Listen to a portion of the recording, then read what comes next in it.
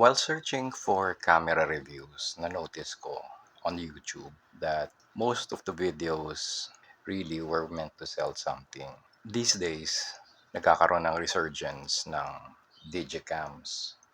Back when these digicams were being made, siguro mga from 2004 to 2006, I was still using my old Nikon FM2 and Nikon F501, so film cameras 35mm.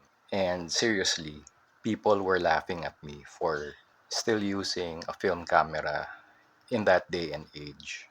Fast forward to mga 2008 to 2009, I was seeing people using Canon 1D and Nikon F3s and F4s and even F5s na Nikon, which were in 35mm film. So ano ibig sabihin? No? The same people who were laughing at me back then were now using the same cameras they were laughing about back then. So, di ba, hypocrisy. And na-notice ko lang these days, people who are talking about digicams and film photography are people who never had the chance to shoot either a classic digicam or a film camera.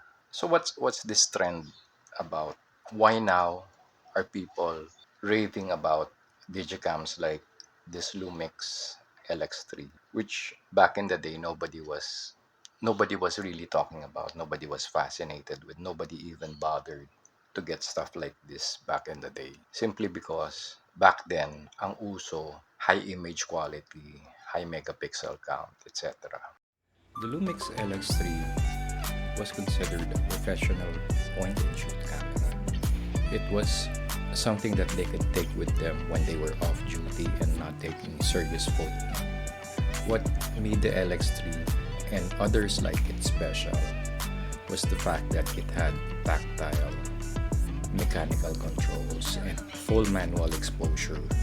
My particular LX3 was a gift from a friend, and I've not really had the chance to go out and shoot seriously with it.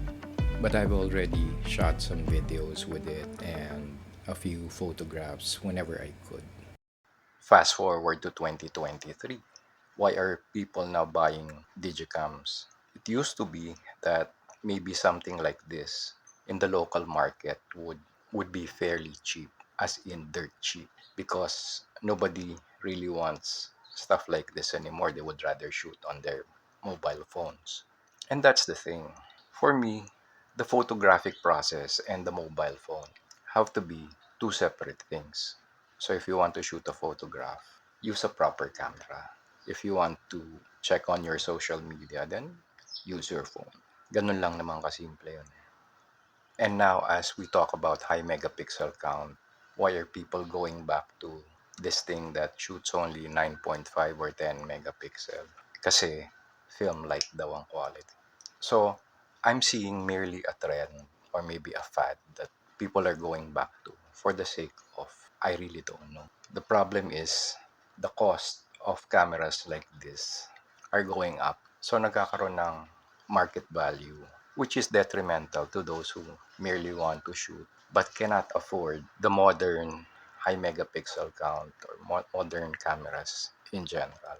Kawawa naman yung mga tao who want to become photographers, who want to delve into photography but cannot simply because restrictive na yung prices, and they would much rather, they're probably better off with today's modern cameras kesa bumili pa sila ng ganito. So I'm just really lucky to have a digicam like this and another digicam, the Canon 450D.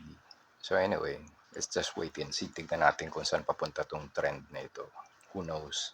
Babalik na naman tayo sa film. And maybe it's one way that film manufacturers can jack up their prices again. But who knows? Who knows where this trend is going? So that's my little rant.